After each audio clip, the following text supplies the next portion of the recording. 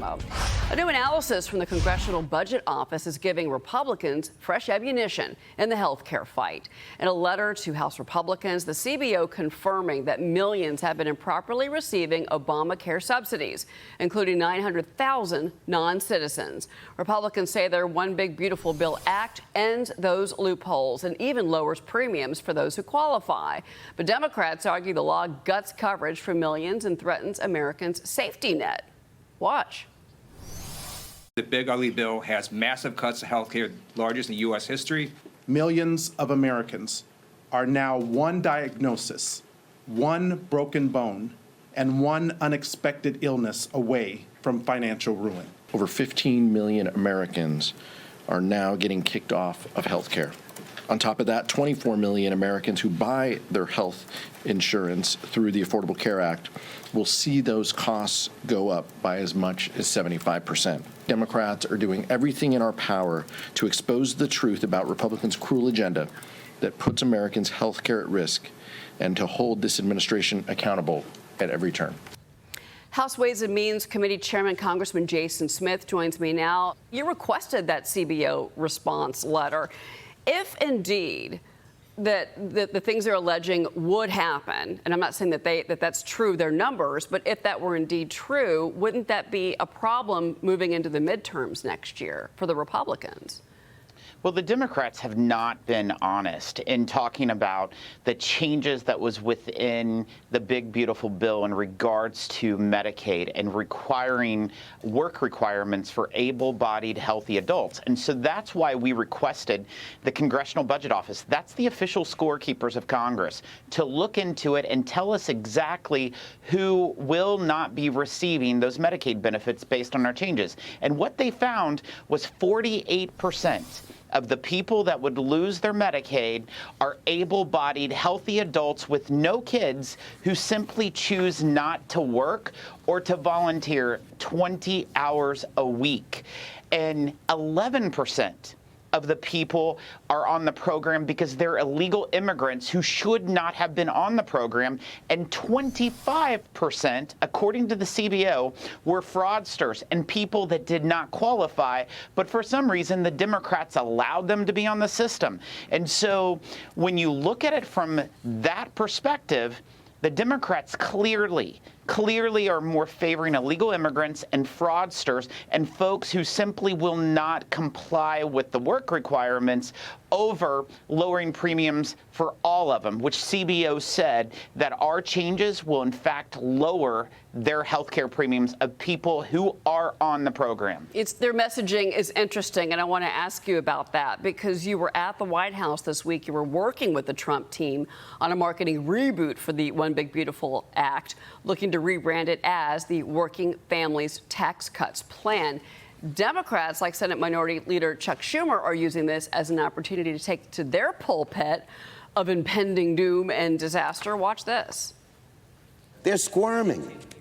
They know this bill is unpopular. So now what do they want to do? Change the name? The Republicans don't have a branding problem. They have a substance problem. What they did is horrible. When hospitals close, when people get sick and die, they don't give a damn what Donald Trump's bill is called.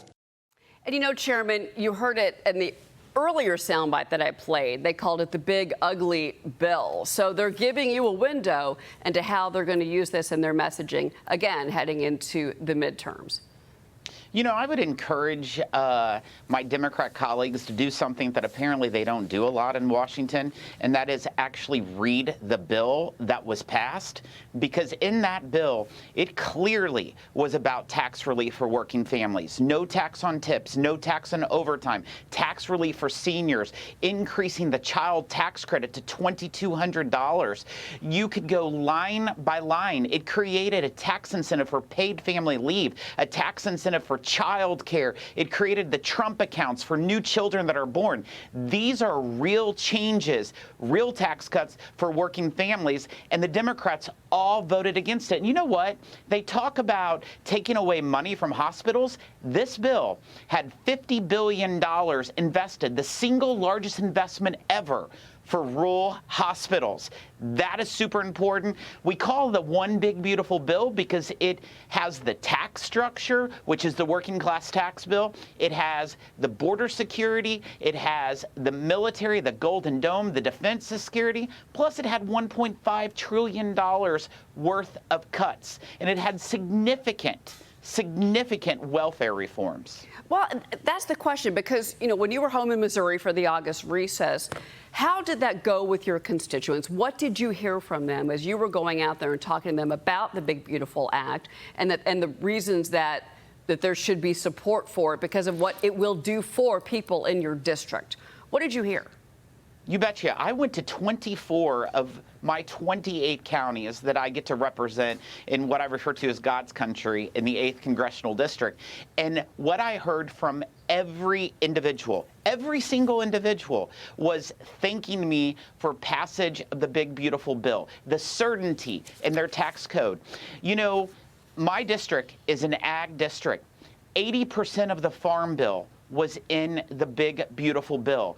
Reference prices for commodities like rice, corn, cotton, soybean have not been changed in over a decade. We increased them in this bill, not to mention the tax provisions. The small business deduction, which is 98% of what all farms are, that is protected and preserved. They're going to have a tax rate of 23 to 28% now instead of a tax rate of 43.4%. It's a huge win. They love the bill, and they also recognize that the Democrats are not being honest with the American people. Oh, that's really interesting. Well, let's now fast forward to today. You are back in Washington. We've got a potential looming government shutdown just weeks away. House Speaker Johnson and Democratic leader Hakeem Jeffries are floating a short-term funding punt that would go into the holidays. Johnson's working with Republicans to push for a stopgap to keep things running. Watch. I think the Republicans will vote for an extension. We won't have any Democrat votes. We could give the greatest budget ever. Tax cut of 50%, everybody taken care of, perfect for women, perfect for men, perfect for minorities, perfect for everything, and we wouldn't get one vote for the Democrats because they've lost their mind. The Democrats are already laying the groundwork to pin the blame on the GOP. What do you see happening here? And you also have this $5 billion rescissions package that is getting pushed forth, and a lot of the Senate Republicans are saying they have concerns about that. The president is exactly right. My Democrat colleagues, they do suffer from Trump derangement syndrome. Anything he supports, they oppose. And that has been the reality of the game for the last 8 months of this administration. But we've been continued to push forward. The House will be able to pass the funding bill. It has to then go over to the Senate. The issue in the Senate is you have to have 60 votes to pass the bill. So the question is, will Schumer and the Senate Democrats not join in to fund government? They are the ones that can decide whether to shut down government or not. Because if all 52 Republican senators vote for it, they still need eight Democrats. And we can take care of it in the House. The Senate has some problems there. Real quick before you go, do you support the $5 billion rescissions package? Absolutely. I believe that there's numerous aspects that need to be part of the rescissions process. $5 billion is just one step. Much like the $9 billion that we passed a few weeks ago, we have more to do. Congressman Jason Smith, you do. Thank you so much for being with us. Really appreciate it. Thank you.